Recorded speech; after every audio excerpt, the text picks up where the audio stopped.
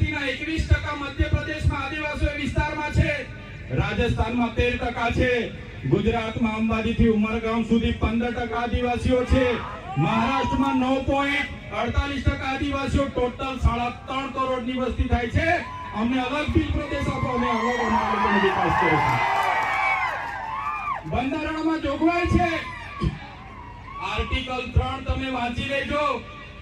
જે રીતના મહારાષ્ટ્રમાંથી ગુજરાત રાજ્ય બન્યું, આજે દેશ અને ગુજરાતનો વિકાસ થયો, પણ આદિવાસીઓનો વિકાસ નથી થયો.